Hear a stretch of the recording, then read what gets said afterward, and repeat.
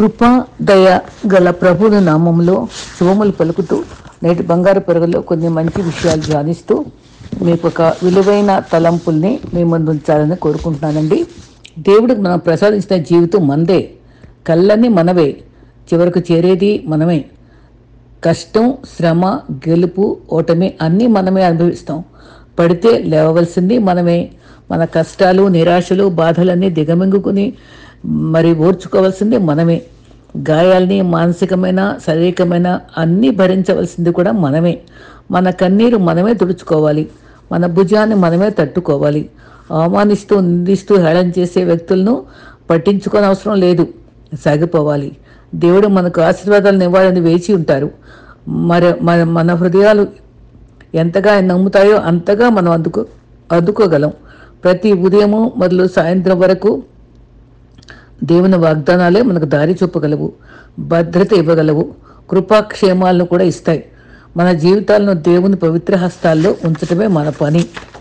అయితే మన జీవితాల్లో నొప్పిగా మరి ఎప్పుడన్నా ఎక్కడ నొప్పి ఉందంటే మనకు జీవం ఉన్నట్టే, బ్రతుకున్నట్టే, ప్రాణం ఉందని అర్థం. ఇతరులు నొప్పితో ఉన్నారంటే ఆ నొప్పిని మనం గ్రహించగలిగితే మనలో మానవత్వం ఉందని అర్థం. అది మరి దేవుని ప్రేమను గ్రహించామని కూడా అర్థమే. మనకు వ్యతిరేకంగా మాట్లాడే వారి మాటలు ఆవేశంలో కాక మౌనంగా వినాలి. కాలమే నిజాన్ని వారికి తెలుపుతుందని, శత్రువులు మిత్రులుగా చేస్తుందని, అసాధ్యాలు సుసాధ్యాలు చేస్తూ మనకు నెమ్మది ఇస్తాడు దేవుడని నమ్మాలి. ఓపిక, సహనం అనేవి బలహీనతలు కావు, అంతర్గతంగా ఉండే శక్తులు. అవి అందరిలో ఉండవు, క్రీస్తును ప్రేమించే వారిలోనే ఉంటాయి. మనిషి విలువలను మరి జీవిత లక్ష్యాలను తెలుసుకొని గురిచూచి బ్రతకలేని వాడు సరిగ్గా సంపాదించుకోలేడు. ఏదో రీతిగా సంపాదించినా నిలబెట్టుకోలేడు. కష్టించి సంపాదించిన వాడు వృధా చేయడు. సమయాన్ని కూడా సద్వినియోగం చేస్తూ మరి దేవుణ్ణి మనస్కరిస్తూ జ్ఞానంగా జీవిస్తాడు. పోగొట్టుకున్నా తిరిగి సంపాదించే నేర్పు ఉంటుంది. అది స్నేహమైనా డబ్బైనా సరే. అయితే మరి ఈ దినాన్న అలలు వలె అలలతో కొట్టబడి మరి కష్టపడుతున్న ఎదురయ్యే సమస్యల్లో దేవుని యొక్క అభయ హస్తం ఎలా ఉంటుందో చూద్దాం. అలలు సముద్రంలోనే కనబడతాయి కదా. బయట కొన్ని అల్లుంటాయి, లోపల కొన్ని అల్లుంటాయి. మరి మనం ఎప్పుడైనా సముద్రం దగ్గర గమనిస్తే అవి చాలా అందంగా ఆహ్లాదంగా ఉంటాయి. మరి ఆత్మీయ జీవితం కూడా సముద్ర ప్రయాణం లాంటిది, దోణి వంటిది ఒక భక్తులు చెప్పారు. ఆహ్లాదకరమైన చిక్కులు తప్పవు. మరి ఆహ్లాదకరం కనబడినప్పటికీ చిక్కులు తప్పవు, రిస్క్ తప్పదు. కొన్నిసార్లు నిరాశ, కన్నీరు మిగులుతాయి యాక్సిడెంట్స్ అయితే. మరి శిష్యులు కూడా ఒకసారి మరి దోణిలో కూర్చొని అల్లతో కొట్టుకుని పోతుండగా ఆ దోణి కదులుచుండను అని రాసింది. కొట్టబడుట, కదలుట, ఈ అనుభవాలు ఉంటాయి మనకు కూడా ఆత్మీయ జీవితంలో. ఆ శ్రమలనే అలలు ముంచివేసిన ప్రభు మన మధ్య మనతో ఉన్నాడు అని అలల వద్ద మరి మనకు తోడుగా ఉంటాడని గుర్తుపెట్టుకోవాలి. ఆత్మీయ జీవితానికి సాదృశ్యం. మన దరి, గురి, పరలోక రాజ్యం ఆయన వద్దకు చేరాలి. ఆయన రాకల్లో ఎత్తబడాలి. ఆయన రాజ్యం సంపాదించుకోవాలి. అదే కదా మన గమ్యం. మరి మనకి ఈ జీవిత ప్రయాణంలో అల్ప విశ్వాసం అనేది మనకు ఉండకూడదని నేను మరి తెలియజేయడానికి ఇష్టపడుతున్నా. అలలు ఆత్మీయ జీవితంలో కట్టబడుతున్నప్పుడు మత్తయి 8:26 అల్ప విశ్వాసులారా అని చెప్పాడు. అల్ప విశ్వాసులారా అనే భావం ఎక్కడెక్కడ చెప్పాడో చూద్దాం. మరి గాలిని, సముద్రంను గద్దించగా నిమ్మళమాయను. ప్రభు శిష్యులు వాళ్ళని ప్రభువు లేపారు. మరి నీకు చిత్తలేదని వారిలో అలలు కొట్టిన వెంటనే అల్ప విశ్వాసికి నిరాశ కలుగుతుంది కదా. కొన్నిసార్లు మన జీవితాల్లో డాక్టర్ మాటలు కూడా కొన్నిసార్లు వ్యాధి విషయంలో ఎంతో బాధ కలుగుద్ది. అది కూడా మన కళలు తాకిడికి తట్టుకునే దోనిలానే మనం బాధపడతాం. మరి మన భక్తి జీవితం ఎంతకాలం ఏమైపోయింది? ఒక్కొక్కసారి ఏం దేవుడండి అనే స్థాయికి కూడా చేరిపోతాం నిరాశతో. అల్ప విశ్వాసం ద్వారా మొదటిగా మనకి మరి అల్ప విశ్వాసాన్ని పలికింది కాకుండా చింత వస్తుంది. అది చింతతో పాటు చాలా అనుభవాలు తోడుగా వస్తాయి. మరి మత్తయి 6:30 అల్ప విశ్వాసంలో నిశ్చయంగా మరి చక్కటి మాట చెప్పాడు. మరి అడవి గడ్డిని అలంకరిస్తున్నాను అల్ప విశ్వాసులారా అని చెప్తాడు అక్కడ. మీకు నిశ్చయంగా వస్త్రాలు ధరింపచేదేనా? చింతించేవారు అల్ప విశ్వాసం ఉన్న వాళ్ళే చింతించేవారుగా ఉంటారు. అలా ఉండకుండా జాగ్రత్త పడాలి. చిన్న విషయమే కానీ మరి చిన్న మరి చచ్చిపోయిన వ్యక్తిని కాలుస్తుంది, చింతట బ్రతికిన వ్యక్తిని కాలుస్తుందంట. ఎంత బాగుందండి ఈ మాట. చింత దేవుని చిత్తం నెరవేర్చదు. అల్ప విశ్వాసికి ఫస్ట్ చింత ఒకటి ఉంటుంది. రెండవ అనుభవం భయం కలిగిస్తుంది. అల్ప విశ్వాసం ఏం చేస్తుందో మనం 4 విషయాలు చూద్దాం. ఒకటి, మనకు చింత కలిగిస్తుంది. అల్ప విశ్వాసం భయం కలిగిస్తుంది. ఇంకొక రెఫరెన్స్ మత్తయి 8:26, అందుకు ఆయన అల్ప విశ్వాసులారా ఎందుకు భయపడుతున్నారు అని గాలిని నిమ్మళంప చేశాడు. భయపడరాదు క్రీస్తు విశ్వాసి, భయపడే దిగులు పడరాదు సుమేధ పాట ఎన్ని వచనాలు ఉన్నాయండి. అయితే 366 ఉన్నాయి లీప్ సంవత్సరంతో కలిపి. అందుకని ఎందుకు భయపడుతున్నారు అన్నాడు. సృష్టికర్త ఉండగా అల్ప విశ్వాసం బట్టి భయం పడకూడదు. ఏం జరగబోతుంది, ఏం కోల్పోతున్నాం అనే భయాలు మనకి ఎప్పుడు వెంటాడుతూనే ఉంటాయి. ధైర్యం తెచ్చుకోవాలి. మత్తయి 14:31 అక్కడ యేసు చేయి చాపి అల్ప విశ్వాసి ఎందుకును. మూడో అనుభవం, మరి ముందేది చింత, రెండవది భయం, మూడవది ఏంటంటే సందేహము. ఎందుకు సందేహపడుతున్నావు ఆ మాట కూడా పలికారు. ఈ సందేహం అనేది కూడా మూడో అనుభవం. చింతలోని అల్ప విశ్వాసంలోనే ఇది చేరింది. ఆ గాలిని చూసి భయపడ్డా నేనే అని చెప్పిన మాట. సందేహం ఎందుకు? అల్ప విశ్వాసంలో ఇంకో దిగులు సందేహం. మరి ఆయన ఉన్నాడు. ఆత్మీయ జీవితంలో బలంతో సాగిపోయే దారిలో సముద్రపు ఘోష కనిపిస్తుంది. ఇక మునిగిపోతే చచ్చిపోతానని పేతురు కంగారైపోయాడు. ప్రభు పక్కనే ఉన్నాడు. తను మరి మన జీవిత యానంలో కూడా లోకాశ వైపు చూస్తే, పరిస్థితుల వైపు చూస్తే మునిగిపోతున్నామా ఈ బాధల్లో అని అనిపిస్తుంది మనకి. అవన్నీ పోవాలంటే అల్ప విశ్వాసాన్ని మనం ఉంచుకోకూడదు. ఆ తర్వాత మిగిలిన అనుభవాల్లో 4వది అపార్థాలు, 5వది ఆటంకాలు. ఇవన్నీ కూడా అపార్థాలు, ఆటంకాలు కూడా అల్ప విశ్వాసంలోనే మనకు లభిస్తాయి. అందుకని మనం జాగ్రత్త పడాలి. పరీక్షించుట వేరు, మరి ఆత్మీయంగా బలపరచడానికే ప్రభు మనకి పరీక్షిస్తున్నాడని గుర్తుపెట్టుకోవాలి. ఈ అనుభవంలో పక్షిరాజు కూడా గూడు చెదరగొట్టినప్పుడు చిన్నపిల్లలు ఏంటి అమ్మే మమ్మల్ని ఇలా చెరగొట్టి ఇలా పడేస్తుంది ఏంటి అనుకుంటుంది. కానీ అది ఆ రెక్కలకి శక్తి ఇవ్వడానికి, నేర్పడానికి అని తనకు అర్థం కాదు. మరి ద్వితీయోపదేశకం 32:11 చాలా చక్కగా ఉంది. అయితే మన పిల్లలు కూడా మనం గద్దించుతూ వాళ్ళు చెక్ చేస్తున్నప్పుడు ఏంటి అమ్మ అందరంలాగా లేదు, అవి పక్క అమ్మ చూడు ఎలా ఉందో అని చెప్పుకుని విసుక్కునే వాళ్ళుగా ఉంటారు. కానీ దాని వెనక ఉండే అర్థం తర్వాత తెలుసుకుంటారు. మరి ఈ అనుభవాల్లో మనం ప్రయాణం చేసేటప్పుడు విశ్వాస జీవితంలో మనకి చక్కని భక్తిగల దేవుని ఆనుకునే జీవితం, భక్తిగల జీవితం అలవర్చుకోవడానికి ఈ సందర్భాలన్నీ మనకు ఉపయోగపడతాయి. మరి మంచి నడవడి నడపడానికి తల్లి ఇష్టపడుతుంది కదా. తర్వాత ఇంకొక అనుభవం, ఇంకొక ఆప్టికల్ ఏంటంటే మరి రెండవ అనర్థం ఒంటరితనం వల్ల కూడా అల్ప విశ్వాసం మనకు వస్తుంది, నిరుత్సాహం వస్తుంది. మత్తయి 27:46 మరి క్రీస్తు కూడా శిలువ మీద మరి ఒంటరిగా ఉన్నారు కదా. అప్పుడు దేవా నా చెయ్యి ఎందుకు విడిచావని అన్నారు. ఒంటరితనం అనుభవాలు కొన్ని వస్తాయి అల్ప విశ్వాసంలో. ఇవన్నీ కూడా అపార్థాలు, ఆటంకాలు ఇవన్నీ ఛేదించుకుంటూ మన చుట్టూ ఉన్నా సరే ఒక్కొక్కసారి మనకు ఒంటరితనం ఉంటుంది. అంతరంగికి కూడా ఒంటరితనంగా ఉంటామండి. అది చాలా మందికి ఉంటుంది. అది అంతరంగంలో అది బయట చెప్పుకోలేని ఒంటరితనం ఉంటుందండి. నా అనే వాళ్ళు ఎంతమంది ఉన్నా సరే ఆ ఒంటరితనం మన లోపల దాగే ఉంటుంది. ప్రభు కూడా ఒంటరిగా ఉండే వాళ్ళని, మరి ఏలియాని వీళ్ళందరినీ ఆహారం ఇచ్చి బలపరచడం, ఒంటరిగా దావీదు పరిగెత్తుకుని దాక్కున్నప్పుడు ఆదుకోవడం, తను ఎప్పుడు ప్రభు ఆ ఒంటరితనంలో దావీదు కూడా నిరీక్షణతో ప్రభు వైపు చూశాడు, స్తుతితో చూశాడు. అదే మనం చేయాలి. మరణ భయం ఉంటుంది చాలా మందికి. ఒక సందర్భంలో యాకోబు కూడా ఆదికాండం 32:24 ఒక్కడే మిగిలిపోయాడు.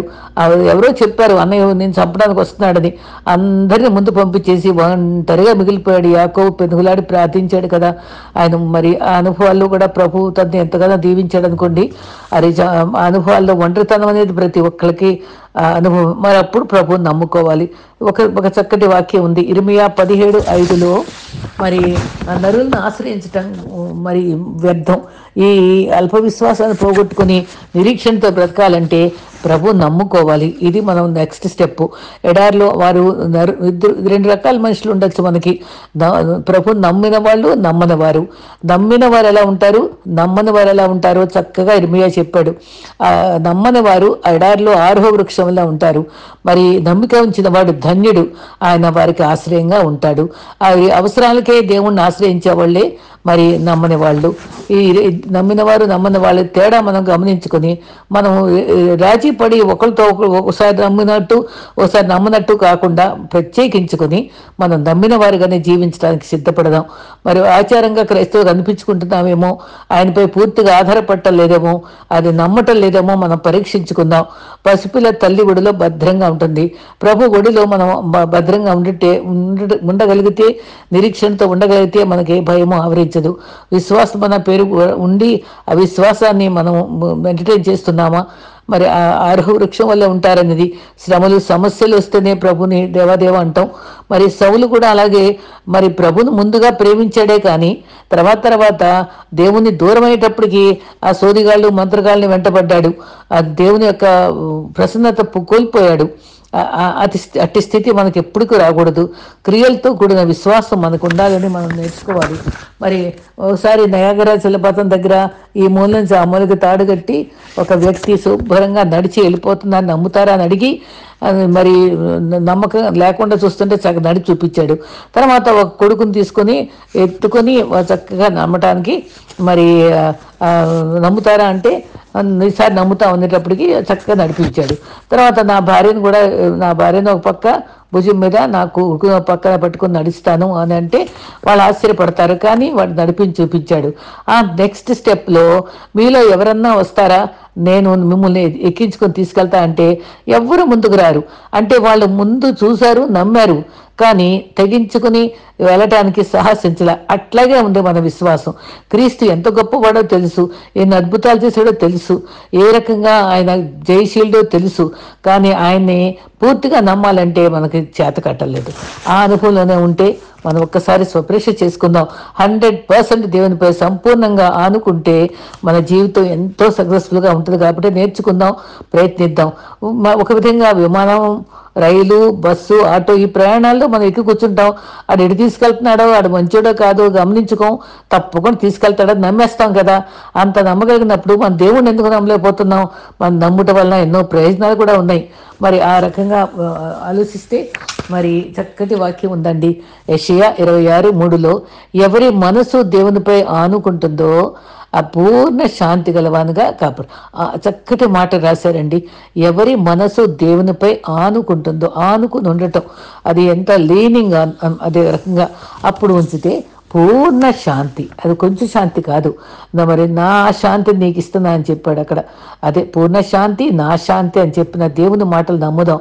మరి అక్కడే మనకి సమాధానము, నెమ్మది, ప్రశాంతత ఉంటుంది. ఎంతమంది అండి గొప్ప గొప్ప సినిమా యాక్టర్లు, వ్యాపారస్తులు, రాజకీయవేత్తలు కూడా ఆత్మహత్యలు వింటున్నాం మనం.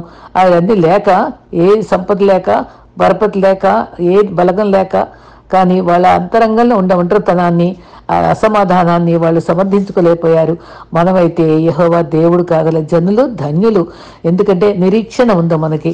ప్రభు మనతో ఉన్నాడని, మనల్ని ఆదరిస్తాడని, వాగ్దానాలు నిన్ను విడువని ఎడబాయిన నా వాగ్దానాలు మనతో ఉన్నాయని, సదాకాలం మీతో ఉంటాను ఇమ్మానుయేలుగా నా వాగ్దానం ఉందని, మరి నిత్యత్వం తీసుకువెళ్తానని నిరీక్షణ ఉందని మన క్రైస్తవులకి చక్కని హోప్ ఉంది. అయితే వీళ్ళు లేక కదా ఇలా బాధపడుతున్నారు. మరి అయితే మనం కూడా ఒక్కొక్కసారి అశాంతికి పాలవుతున్నామేమో, నిస్పృహకు గురవుతున్నామేమో ఒక్కసారి చెక్ చేసుకొని మనం ముఖాల మీద నిలబడి ధైర్యాన్ని పుంజుకుందాం. మరి ఇంకొక మాట, కీర్తనలు 29:11 సమాధానమును ఆశీర్వాదమును ఇచ్చే దేవుడు. సమాధాన కర్త అంటే అది మీ మూల పర్సన్ అన్నమాట.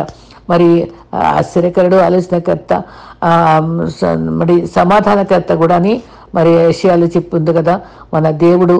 ఒక్కొక్క పుస్తకం మీద రాసినప్పుడు, నేను గ్రంథకర్త అని రాసినప్పుడు దాంట్లో మాటలన్నీ ఇష్టం వచ్చినట్టు వాడకూడదు, మీ కేసు అవుతుంది, నా పర్మిషన్ లేకుండా ఏం చేయకూడదు, అంత సభా హక్కులు నాయ అని చెప్తారండి. అయితే ఈ అనుభవాల్లో ఆయన మనకు అన్నిటికీ కర్త అయిన కాబట్టి, సమాధానానికి పూర్తి కీలక పర్సన్ కాబట్టి మనకి నిత్య సమాధానాన్ని, నిత్య ఆనందాన్ని, నిత్య శాంతిని ఇచ్చే దేవుణ్ణి ఆశ్రయిద్దాం. మరి గొప్ప ఇల్లు, వైఫ్, పిల్లలు. ఒకసారి భక్తుడు ఒక ఇంటికి ఒక భక్తుడు ఆహ్వానించారట. ఆయన పాస్టర్ గారే పెద్ద సంస్థలు ఉన్నాయంట. ఆ ఇల్లు ఎంత రిమోట్తో తీస్తే మొత్తం లైట్లు వెలిగినాయంట. అసలు పంపులేంటి, ఇల్లు ఏంటి, ఎంత పాలరాతి మొహం కనబడుతుందంట. పాలరాతి నేల అక్కడి నుంచో తెప్పించారట, మార్బుల్స్. అంత అందంగా ఉండే ఇంటికి వెళ్ళిన తర్వాత భోజనానికి కూర్చుంటాడికి 2 ప్యాకెట్లు బిర్యానీ ప్యాకెట్లు ఉన్నాయంట. అది విప్పి అన్నం పెట్టాడంట. ఏంటి అయ్య గారు మరి అమ్మగారు ఏమయ్యారు అని అంటే, ఆవిడ ఎక్కడో ఉందిలేండి ఎక్కడ అన్నారంట. అంటే అప్పుడు అనుకున్నాడంట, అబ్బా ఎంత బ్లెస్సడ్ అయినా, ఎంత మంచి ఇల్లు ఉంది, ఎంత గొప్పగా ఉన్నాడు అనుకున్నాడు. కానీ ఆ దౌర్భాగ్యం చూసేటప్పటికి భార్య పిల్లల దగ్గర లేకపోయేటప్పటికి అందరు పిల్లలు అమెరికాలో ఉన్నారు, నా భార్యకి నాకు పడదు, ఆవిడ వేరే చోట ఉంటుంది, నేను వేరే చోట ఉంటానని చెప్పాడట. అప్పుడు ఆయన చాలా దుఃఖపడి, అయ్యో నేను ఎంతో అనుకున్నానండి, మీరు ఎంతో ఆశీర్వదించబడినవారని అనుకుంటే మీ మాట అంచనా నిజమే బాబు, నేను నిద్ర పట్టదు, నాకు అశాంతితో కుమిలిపోతాను, నేను నా స్థితి ఇలా ఉంది అని చెప్పి ఎంతోమంది కుటుంబాలు అట్లాగా పైకి ఎంతో గంభీరంగా ఆరోగ్యంగా ఆనందంగా కనబడినట్టు ఉంటారు కదండి. ఆ లోపల ఉండే అసహనం, లోపల ఉండే శూన్యత, అవన్నీ కూడా లోకం ఎవరు చూడలేరండి. కానీ నిజంగానే పేదవారైనా, తక్కువ మధ్యతరగతి కుటుంబీకులైనా, అతి పేదవారైనా ఆ చిన్న గుడిసెలో ఉన్న ఆనందంగా ప్రభు సన్నిధిలో గడుపుతూ కుటుంబ ప్రార్థనలో తృప్తికరంగా ప్రభుని ధ్యానిస్తూ మరి దివారాత్రము ఆనందించేటువంటి భక్తులు, ఆయన మీద ఆనుకొని జీవించే భక్తులు ఎంత ధన్యులో మనం గ్రహించగలం. మన జీవితాలు కూడా అలా ఉండటానికి ఆశపడాలి, ప్రయత్నించాలి. నమ్మలేకపోతే మరి చాలా కష్టం. మరి కీర్తనలు 77:3లో యెహోవా నమ్మిక ఉంచి మేలు చేయము, ఆయన నమ్ముకొనుము, అన్ని కార్యములు సఫలం చేస్తాడు, ఆయన హృదయ వాంఛలు తీరుస్తాడు, ఆశ నెరవేరుస్తాడు, మనశ్శాంతి ఇస్తాడు, చింత తీసివేస్తాడు. ఆ తర్వాత ఆయన నమ్మిన వారికి భయం ఉండదు. కీర్తనలు 56:4. మరి దావీదు నిజంగానే అక్కడ గాదులో ఉన్నప్పుడు పట్టుబడినప్పుడు రాశారట ఆ కీర్తన. ఆ శత్రు సైన్యము అట్టి పరిస్థితుల్లో, బందీగా ఉండే పరిస్థితుల్లో నేను భయపడిన అనగలిగాడు. ఎలా అనగలిగాడండి? ప్రభు మీద అచంచల విశ్వాసం, అకుంఠిత దీక్షతో ఆయన్ని సేవిస్తున్న అనుభవం ఉండబట్టే కదా. ఎందుకనగా దేవునిపై నమ్మకం ఉంచాను, ఎన్ని అలజడులు కలిగినా నేను భయపడను, మేము భయపడము అని పాడుకుంటాం పాట. భయపడని మరి మరి అందరూ 2-3 ఏళ్లగా భయపడింది ఒకే దానికి, ఏంటది? కరోనా వ్యాధికి గడగడ వణికిపోయారు. కానీ దాని జాగ్రత్త పడ్డవాళ్ళు, ప్రభు ఉచిత కృపలో ఉన్నవాళ్ళు, మళ్ళాటి వాళ్ళందరం ప్రభు దయతో బ్రతికేవండి. ఆయన చిత్తాన్ని మనం జరిగించడానికి ఆయన కృతజ్ఞతతో మనం సేవించే బద్ధులమై ఉన్నాం. క్రీస్తు ఉండగా అలలో నావను అలజడి చేశాయి, చెదరగొట్టాయి. అయినప్పటికీ నేను సర్వాధికారి. అసలు సముద్రాలు సృష్టించిన సృష్టికర్త మనతో ఉన్నాడని మర్చిపోతున్నామా? అక్కడ వారి మధ్య వాళ్ళు మర్చిపోయారు. అందుకనే ఏమన్నారు? అల్ప విశ్వాసులారా అది నిమ్మలపరిచాడు. ప్రభు పిలుపు మేరకు మరి మనం భయపడము అనే ధైర్యంతో మరి 366 సార్లు రోజుకొకసారి ప్రభువా ఈరోజు నేను భయపడకుండా నీ సొంతలో గడుపుతానని చెప్పుకుందాం. అప్పుడు గొలియాతు కూడా ఎప్పుడూ భయపడలేదు. గొలియాతు దగ్గర దావీదు ఎప్పుడు భయపడలేదు. మరట అబ్రహం లింకన్ గారు ఎప్పుడు బైబిల్ చదువుతూ భక్తితో ఉండేవాడు కదా. బల్ల మీద ఎప్పుడు తెరిచిన బైబిల్ ఉండేదట. రోజు 34వ కీర్తన చదువుకునేవాడట. ప్రతి వచనం ఎంతో ఇష్టమట తనకి. దాంట్లో మరి నా దేవుడు నా దూతను పంపించిన భయాలన్నింటిలో విడుదల చేశాడు మరి అని చెప్పి చక్కటి వాక్యం ఉంటుంది అక్కడ. 34:4 నాకు కలిగిన భయంలన్నిటిలో నన్ను తప్పించే దేవుడు నాకున్నాడని చక్కగా దావీదు రాసుకున్నాడు. అంతేకాదు 23వ కీర్తన 1లో నాకు కాపురం నాకు ఏమి కలగదు, చివరగా గడాంధకారపు లోయలో సంచరించిన ఏ అపాయమునకు భయపడను అని చెప్పి అక్కడ ఉంది అక్కడ. అందుకని అసలు ఏ భయము లేని ధైర్యంగా ఉందా దావీదు మనకు ఆదర్శంగా చూసుకోవాలి. దేవుడు నాకు సంరక్షకుడు అనే భావంతో ఉండాలి. హెబ్రీ బాలురు ఎంత ధైర్యంగా ఉన్నారండి, ఎంత భయపడ్డారా? దానియేలు భయపడ్డా? ఎంత ధైర్యంగా వాళ్ళు శ్రమను ఎదుర్కొన్నారు కదా. మనం కూడా అటువంటి శ్రమలు ఎదుర్కొనే అవసరత వస్తే, అటువంటి పరిస్థితులు ఎదుర్కొంటే మనం పిరికివారంగా పారిపోయి దేవుని ఎరగని వారము అనే అనుభవంతో కాక ధైర్యంగా దేవుని గురించి ఒప్పుకుందాం, ధైర్యంగా జీవిద్దాం. పిరికివారు దేవుని రాజ్యానికి వారసులు కారు. మరి ప్రార్థన చేసుకోగలిగితే మనము మరి ఆయన మొర్ర పెడితే, నమ్మిక ఉంచితే 1 యుద్ధమందు వారు మొర్ర పెట్టినారట. అప్పుడు వారు నమ్మిక ఉంచినందున, అక్కడ ఎంత మంచి మాట అన్నారండి, వారు నమ్మకం ఉంచినందున వారి మొర ఆలకించాడు. చూసారండి, మనం ఎలా మొర్ర ఆలకిస్తాడండి? నమ్మిక ఉంచినందున. ముందుగా స్తుతులు చెల్లించాలి. దయచేస్తాడని నమ్ము ప్రభువా, నువ్వు ఇస్తావు, నాకు ధైర్యం ఇస్తావు, నాకు ఈ జవాబు ఇస్తావని నేను నమ్ముతున్నా అయ్యా అని చెప్పగలిగిన సాహసం మనకు ఉండాలి. ఆ ఇస్తావని నమ్మి స్తుతించాలి. మరి నిజంగా జార్జి ముల్లర్ గారు ఎలా పోషించారండి పిల్లల్ని, 500 మంది పిల్లల్ని. మరి టిఫిన్ లేదని చెప్తే ప్లేట్లు పెట్టుకోండి, గ్లాసులు పెట్టుకోండి అని చెప్పి, మోకరించి ప్రార్థించండి అని చెప్పి, ఆ పని వాళ్ళకి చెప్పి పిల్లలతో మోకరింపు చేసి ప్రార్థన చేసిన కాసేపటికి మరి ఎక్కడో ఫంక్షన్లో మరి ఆగిపోయింది కాబట్టి ఇది ఇదిగోండి ఆహారం అని చెప్పి పంపించారు. ఇంకో దగ్గర నుంచి పాలు అవి సరఫరా చేయబడ్డాయి, అవసరాలను తీర్చాయి.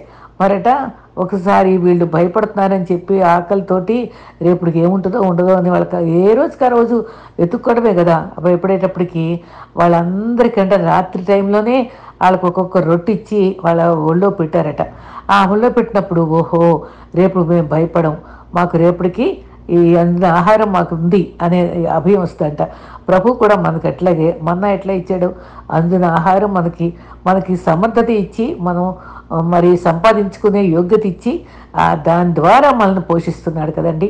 ఎంత స్తుతించాలండి మనం. ఏ రోజుకి ఆ రోజు మనం స్తుతించకుండా ప్రార్థించకుండా గడపటం మనకది చాలా ఆశీర్వాదం కాదు. కాబట్టి మనం ఈ తలంపులన్నీ మనసులో ఉంచుకొని ప్రభు వైపు చూస్తూ అలలో తాకిడికి తట్టుకున్న ధోని వలె మనం ధోనిలో ఉండే శిష్యుల వలె భయపడక ప్రభు అన్న మాట గుర్తుపెట్టుకుందాం. అల్ప విశ్వాసులారా అన్న మాటకి మనకి చింత వదిలి సేద తీర్చేటువంటి దేవుడు మనకున్నాడు. చింత వదిలిపెట్టుకోవాలి, భయం వదిలిపెట్టుకోవాలి, మరి సందేహాలు వదిలిపెట్టుకోవాలి, ఆందోళనలు అవమానాలు ఇవన్నీ వదిలిపెట్టుకొని ప్రభు వైపు చూస్తూ మరి అభయం ఇచ్చేటువంటి దేవుని యొక్క ఆనుకొని జీవించే జీవితాన్ని మనం జీవించాలని కోరుకుంటూ ప్రభుని ప్రార్థిస్తూ నేను ముగిస్తున్నానండి. మరి రోజు నాకు ప్రభు ఒక్కొక్క తలంపు ప్రార్థనాపూర్వకంగా ఒక్కొక్క టాపిక్ ఇస్తున్నారు. నేను ఓర్పుగా ఒక పాట, కొంచెం బంగారు పరిగా మూడింటిని కూడా ఒక పూట అంతా నేను ప్రిపేర్ అయ్యి చెప్పడానికి ప్రభు నాకు నమ్మకంగా చేయడానికి కృపనిస్తున్నాడు. దేవుని పని అశ్రద్ధగా చేస్తే శాపగ్రస్తులం అవుతాం అనే భయం కూడా నాలో ఉంది. అందుకని నేను ప్రభు సంతోషంతో చేయగలుగుతున్నాను. మీరు వింటున్నారో లేదో నాకు తెలియట్లేదు. మీరు ఒక్క మాట వీఆర్ ఫాలోయింగ్ అనే మాట చెప్తే చాలు, అలా ఒక్క నోట్ పెట్టగలిగితే నాకు చాలా ఎంకరేజ్మెంట్, ప్రోత్సాహం ఉంటుంది. నా కోసం ప్రేయర్ చేయండి. ప్రభు మిమ్మల్ని దీవించుగాక. ఆమేన్.